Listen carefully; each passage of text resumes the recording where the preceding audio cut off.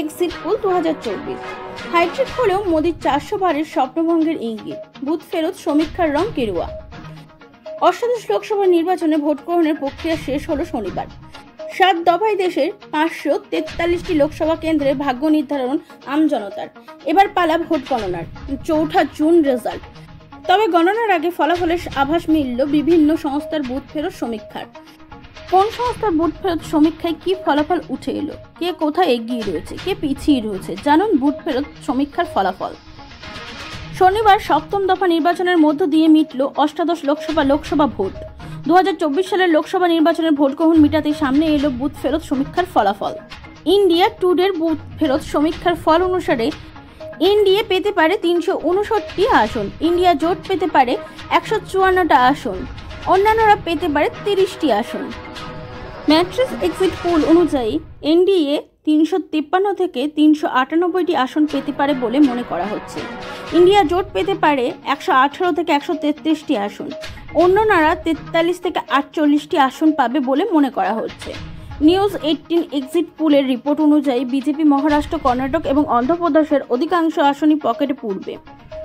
এছাড়া তামিলনাড়ু এবং কেরালার খাতা খুলতে পারে বিজেপি। 2 রাজ্যে ভালো করতে পারে ইন্ডিয়ার জোট। সেই ভোটারের সমীক্ষা অনুযায়ী বাংলা তৃণমূল পেতে পারে 13 থেকে 17টি আসন। বিজেপির দখলে 23 থেকে 27টি আসন যেতে পারে। একটি আসন যেতে পারে বাম কংগ্রেসের খাতে। 2019 সালে লোকসভা তৃণমূল জয়ী হয় 22 আসনে। বিজেপির পকেটে গিয়েছিল 18টি আসন। কংগ্রেস 2টি আসন পকেটে পুরেছিল। অ্যাক্সিস মাই ইন্ডিয়া সমীক্ষা অনুযায়ী নীতিশ কুমারের বিহারে এনডিএ ঝুলিতে যেতে পারে 29 থেকে 33টি আসন। 7 থেকে 10টি আসন পেতে পারে ইন্ডিয়া জোট।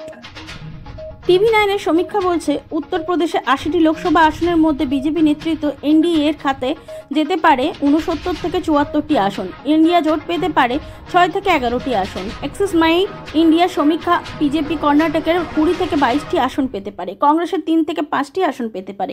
TV9 পলিটিক্স এক্সিট পোলে বিজেপি তামিলনাড়ুর খাতায় খুলতে পারে। সেই রাজ্যে বিজেপি পেতে পারে 1 থেকে 3টি আসন, কংগ্রেসের জোট পেতে পারে 36 থেকে 39টা আসন, অন্যরা পেতে পারে 1 থেকে 2টি আসন। অ্যাক্সিস মাই ইন্ডিয়া সমীকরণ বলছে তামিলনাড়ুতে 36টা। রিপাবলিক বি মার্কের সমীক্ষা এনডিএ পেতে পারে 359টি আসন, ইন্ডিয়া জোট পেতে পারে 154টা আসন, অন্যান্যরা পেতে পারে 30 আসন। রিপাবলিক ম্যাট্রিক্সের সমীক্ষা এগিয়ে এনডিএ সমীক্ষা অনুযায়ী 353 থেকে 368 আসন পেতে পারে এনডিএ, ইন্ডিয়া জোট পেতে পারে 118 থেকে 133টা আসন, অন্যান্যরা পেতে পারে 43 থেকে 48টা আসন।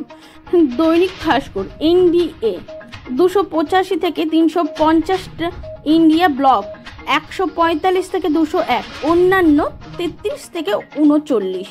India news D dynamics NDA 371, Bharat block 125, অন্যান্য 47।